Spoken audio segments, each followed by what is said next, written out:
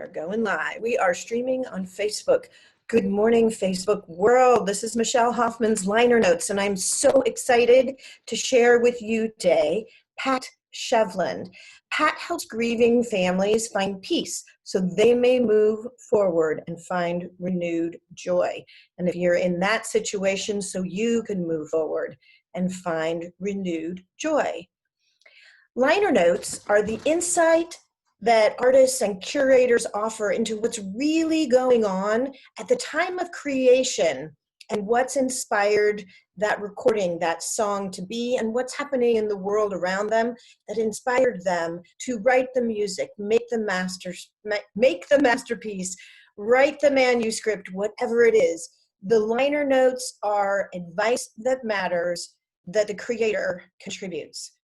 I help business owners and CEOs focus on their zone of genius, reducing the overwhelm, giving you the more time to do what you love, and increase your income by helping your managers develop highly professional teams that meet the revenue goals. I'm Michelle Hoffmann. Discover how I can help you and your company succeed at lightthesparklady@gmail.com. LIGHTDHE SPARKLADY@gmail.com. lightthesparklady@gmail.com. Pat, thank you so much for joining us today. Will you tell us a little bit about the clients you work with, who comes to you to gain that support, and how you help them? And if you're willing to share a gift with us at the end of this advice that matters through liner notes to those people who are listening. Oh, absolutely.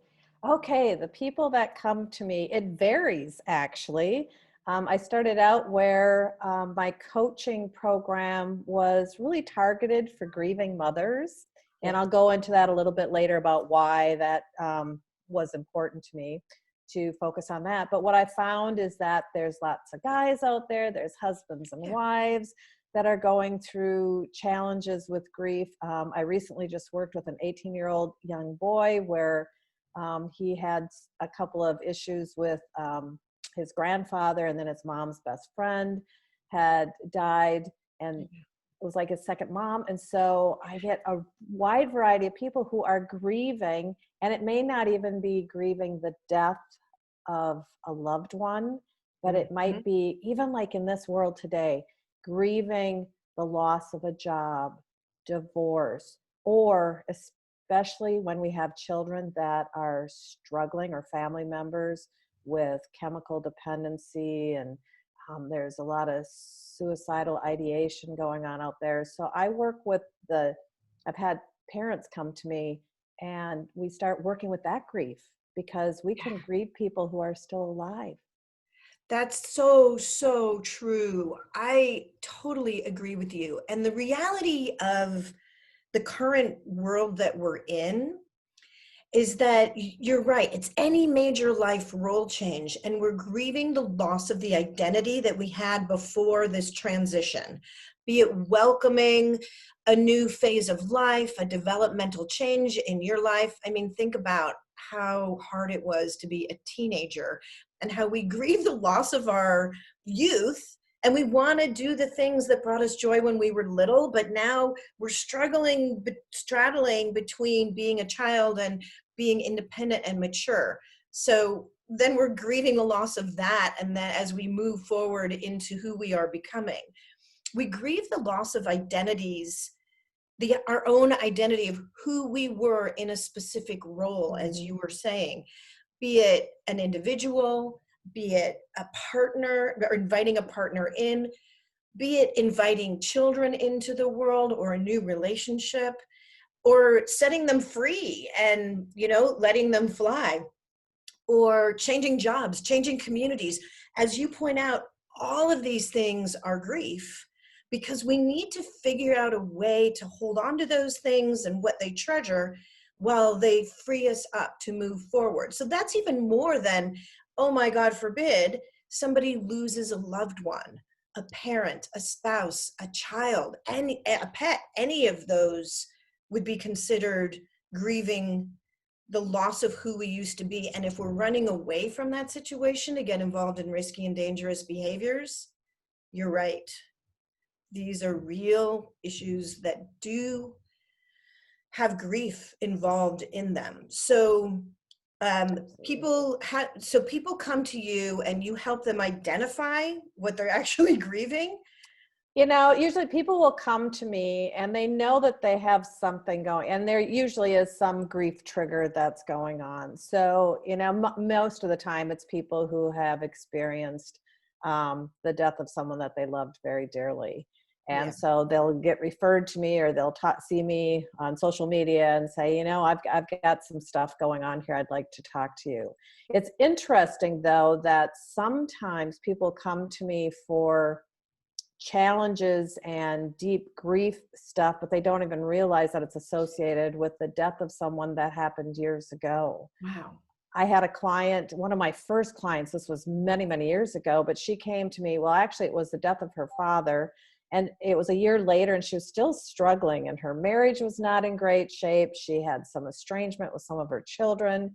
Things No. were just not happy in her job. I mean, everything, if you wanted to tick mark everything in her life, they were just not going well. Well, as soon as I started talking to her, she opened up about how her 7-year-old daughter had died 30 years prior. Now, Oh, she thought that she had kind of dealt with that.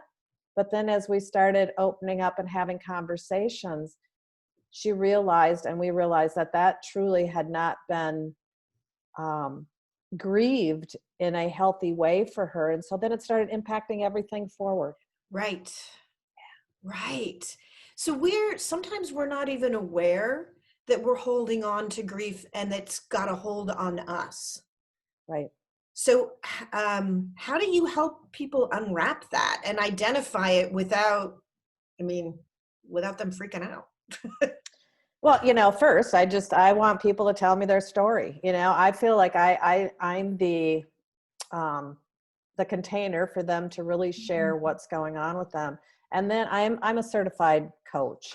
And so that's part of my background and I'm a nurse. So I'm used to really interviewing people and hearing their stories and really holding the space for that. And then I have a program. I have a program that I work with people on, and I call it the Breathe program. Because what's the first thing that we do when we start grieving? Yeah. And we forget to exhale. And so we need to be able to do the inhale and do the exhale. So I feel like my program is helping to teach people how to exhale and to be able to breathe freely, to bring health back into their life, physically, emotionally, spiritually, you know, kind of that whole package, so that they can really start the healing process. Grief to me is part of a healing process. And if we do not allow grief to occur in a healthy manner, I coined it kind of failed grief. And then Oh, all of a sudden you can be like this woman that 30 years after the fact, her whole life is falling apart, big pile of muck, and she couldn't understand why. And then when we went back and unwrapped that and helped to do a lot of the activities that I do with my clients and creating the awareness, she started opening up, and wow, it changed everything. so it's so interesting because even my knee-jerk response was, I don't want to go there. Why would Yes. I why would I come to you and have you help me dig through things that I've clearly buried 30 years ago? But then you obviously are capable of holding space and inviting people in a safe way to turn that light bulb on so that they don't have failed grief, so that they can grieve in a healthy way, so that they don't get stuck in it or have these things that have been holding them back that we have no idea this has been happening. And I mean, what a gift in that regard.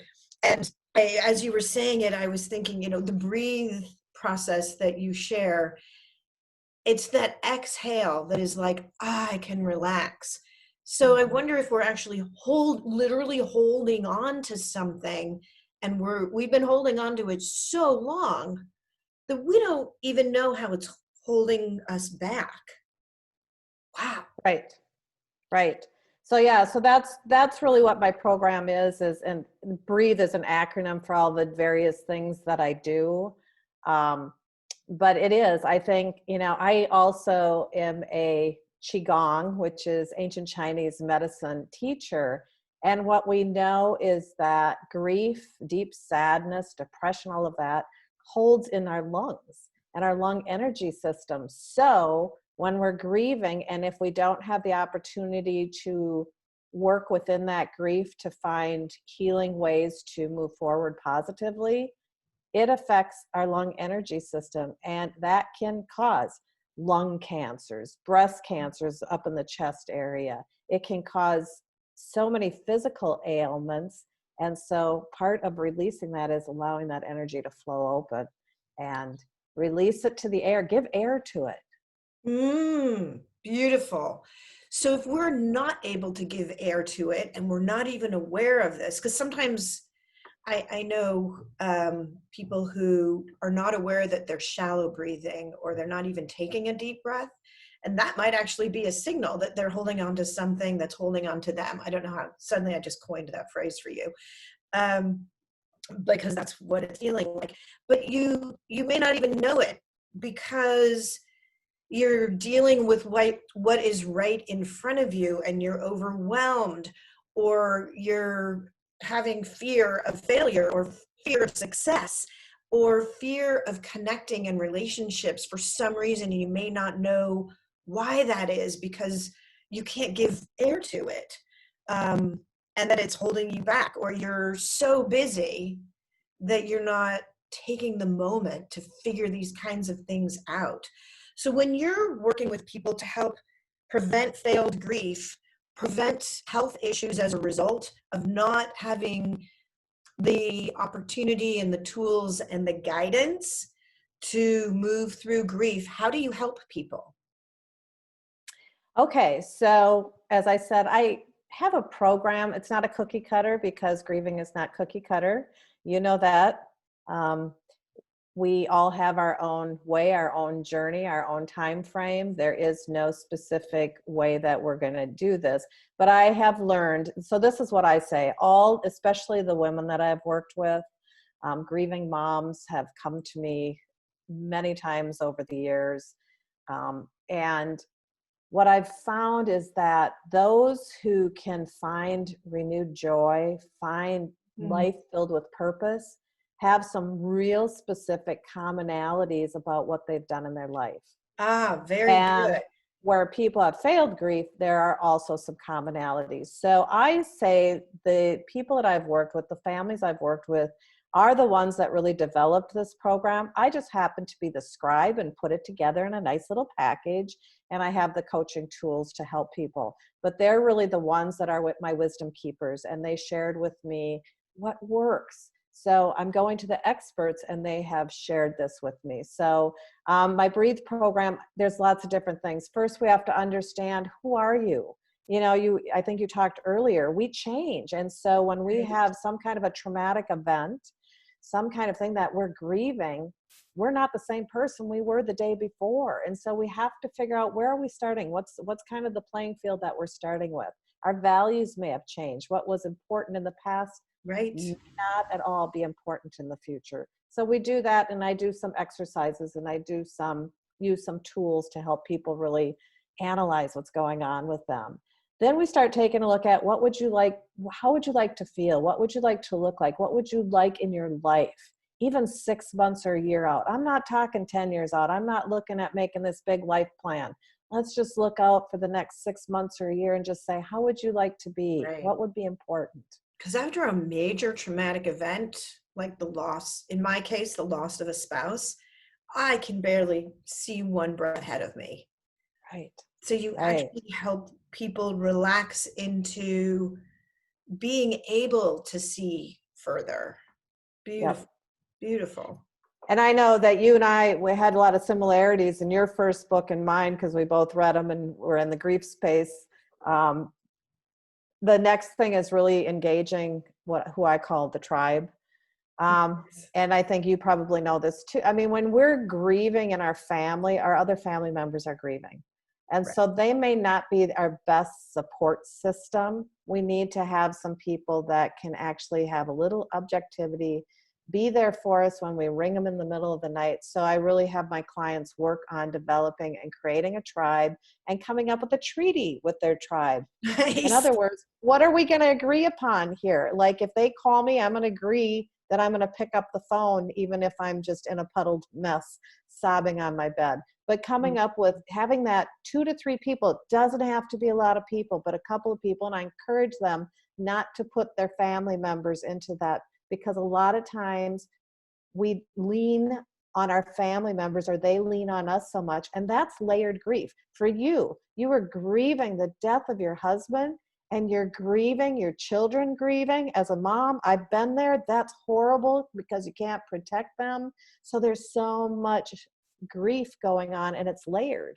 So we want to make sure that we have the right support team for that. So that's part of what I have people do.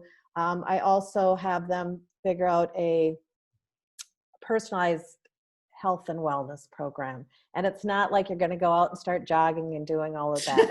As I said, you know, it's like, it's very simple things. I'm laughing I know. because that's what I did. Some people And it was need like, that. yeah, the kids are going through this too, as you were pointing out, as I was building what I call, and I coach my clients on building an advisory board, very similar to your tribe. And then you're like the health and wellness. And I'm like, yeah, I haven't been to the mailbox in months and months. And a girlfriend of mine was like, I'm going to go run a half marathon. I'm like, me too. And I did it. But I was always Awesome. wondering, what are people running, from? And then I realized, oh, we're running to something. And the kids eventually, they ran half marathons with me. So that's why I was laughing on that one. Very Um, cool. but you're right. Again, if you can't even see what's in front of your nose to take a breath, that's no time to be running a half marathon. No. And so what I do is, as I said, I'm a Qigong teacher. So Qigong is a very gentle, loving Much better. way of, helping. Well, I like to run too, but that's a very gentle way of just kind of getting in and opening up the energy channels in our body and helping us to relax, to do that breath work, right? Just to relax in it, because grief has those tumultuous and the roller coaster of emotions, right? And so to help with that. And then, I have simple tools. So I have them create their little faith. And faith, I coined the phrase, finding awesome inspiration to heal. Because Oh, faith nice. have to be a religious or a spiritual connotation to it. It's finding awesome inspiration to heal. And some of those things, I wrote out a list of 40 little things, but I encourage people, what are the things that you can do for self-care? So maybe it's just taking a bath with Epsom salts. Or one of the things I say is, if you're deep and you're just sobbing your eyes out, take some breaths. And I teach them how to breathe. Open the window and see if you can listen to birds or leaves rustling on a tree. Or if you're in a city, even just listening to the city white noise. Just breathe through it, and that helps relax. So there's lots of different things, like you have a lot of plants in your beautiful indoor spacious place there. It can be growing a plant. It can be Right. just hanging in that. So that's some of the things. It's not necessarily you have to go to the gym and work out. Right. So that's one of the things I help them with. Everyone has their timing, and to be able to, like you were saying, take a moment and be in the present and focus, to be able to listen to what's going on around you, to be able to open your peripheral vision. And maybe it is just growing at the speed of nature. That's what Yeah. it takes. That's what it takes. My daughter-in-law and I have just binge watched all of Grey's Anatomy seasons, all of them up Yeah. until this present point. And what's so cool is when they're in some real trauma, these gals, these doctors, they dance. They just hop around and they dance and they So just let it good. all out. So, those are some of the things that can be in your faith toolbox, is just a way to release that energy and feel it just move. And be in your body. So with the Breathe program, you reinforce who are you? Not necessarily who, well, I guess you identify who you were. And it's not always the world that we want, but it's the world that we have that we're moving into. And to understand how to live fully with the current constraints of the world that you're living in. And then, and also realize that our values change. So allowing permission to change with that is probably a big gift that you offer. And then also to create that vision of what would you like in your life. I remember we moved across the country at one point, and I was having such a hard time leaving what I had rooted so deeply. And I realized it became much simpler and easier and more exciting when I had an understanding of what I was moving to. And so by creating a vision for people, and it could be 1 second, 1 day, a month, it doesn't have to be that far out, but creating the world that you want, or envisioning the world that you want to move into. And then also engaging your tribe who's going to be there for you when you need them. And that could very well be you might need to create a treaty so that they're willing to pick up in the middle of the night and just hear the release of tears and the moment that you're in, so that you can peel back the onion layers and move forward. And then you were talking about personalizing a health and wellness program, which is the right way to go. And you're also a nurse, so you're doing this with experience. Mm-hmm. Applying the right level of health and wellness to the situation, which is so compassionate and brings so much kindness. And then, of course, the faith program is gorgeous because it's the faith that we create within ourselves. And what were you saying? It was finding awesome inspiration to heal. Did I get it? Yep. Gorgeous. That is all about self-care. So carry Yep. on. What else? What other tips and tools do you have to Oh, do the breathe process? okay. So part of this, because this is very, I'm a grief coach. I work in that space. And so part of it is I wrote the book for parents, for grieving parents. And so in the book, I talk about honoring your child, but it's for honoring whoever it is has died or the changes.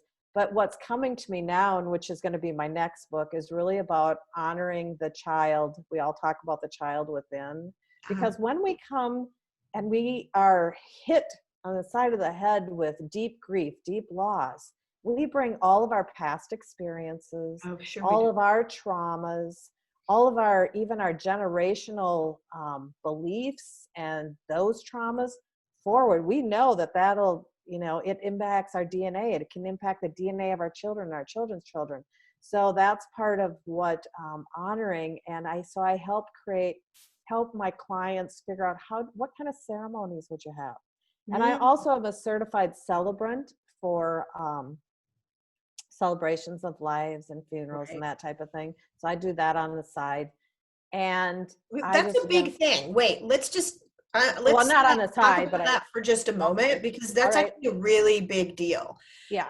Because you have all of this life experience to help people move through grief and loss and celebrate the big life events. You almost glossed over that one. Oh no. Because you Sorry. actually do honor each individual and those who affect and how each individual affects other people. So you're honoring someone who may have passed, you're honoring everyone who they've left behind, and all that impacts them.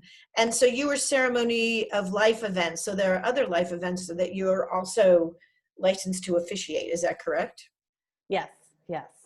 But I do, for the certified celebrant, work with funerals and celebration of lives and those type of things. I believe, and the reason why I did this and got some education around this, is that that's your first step in your grief process. And if that initial process is not handled well, and I even experienced that with my own dad's funeral. It just did not go well. A lot of things were forgotten, and it was just very vanilla.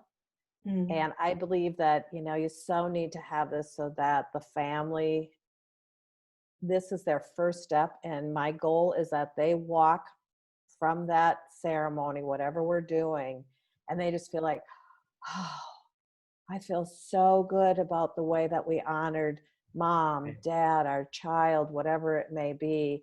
And I go in purposely that even though I may not know their loved one, when I sit down and interview them, I want to walk away like I was best friends with that person. I Right. know everything about them so that I can really bring it to the table when we're doing eulogies and that celebration of life. So that's really like that first step, because I want to make sure that, you know, most people come to me well after the fact, but that's where I know that I can create an impact too for people that are not affiliated with their churches and they just want to have a kind of a little bit different kind of ceremony.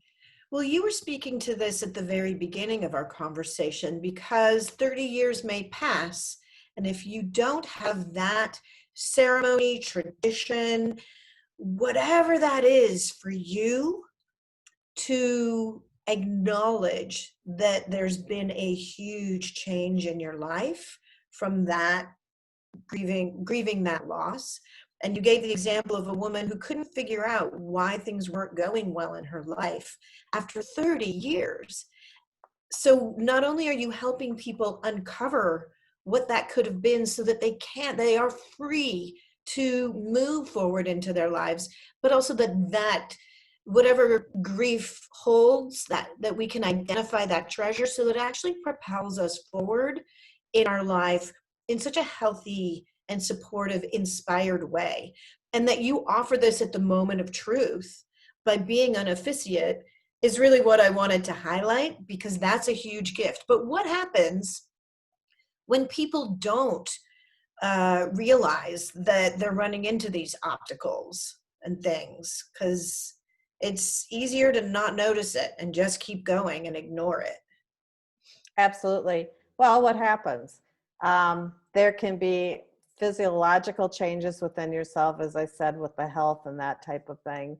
Um, Relationships can just crumble Mm. and get very strained because people may not understand what's going on with you and you want certain things from them. So all of a sudden, things are just not working well. The communication may not be helpful. Some people may need feel the need to self-medicate in some ways, Mm. and so then all just to kind of numb it.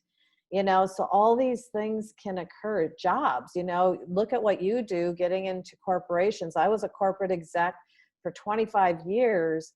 I think back now and I wish that I think I did a pretty good job with my folks that were grieving and going through a lot of different life stuff, because this is me.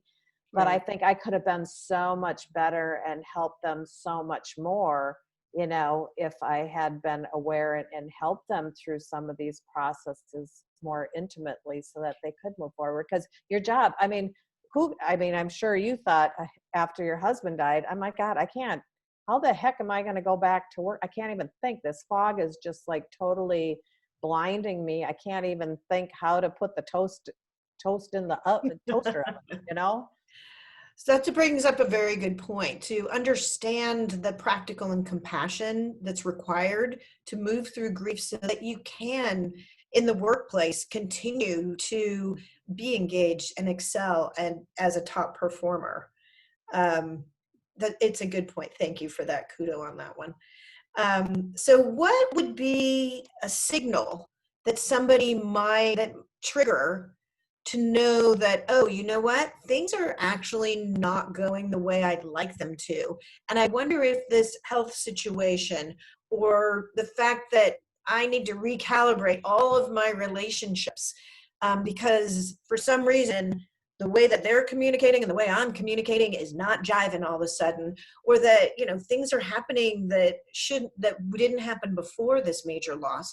What kind of signals or triggers would inspire someone to reach out to you? What should people be paying attention to? Well, a lot of my clients, they're just like they can't sleep. because their thought is all about their loved one who has died, or when they do sleep, the first thing when they wake up is this. And so it's a constant, and they're so exhausted. Grieving, as you know, is exhausting. This is tough work. It's part of the healing process, and it is work.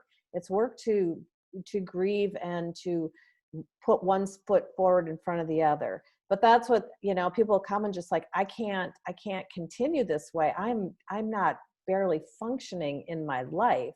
Or it is, I had a couple that came and their son had taken his life, and they were about 7 months out from it.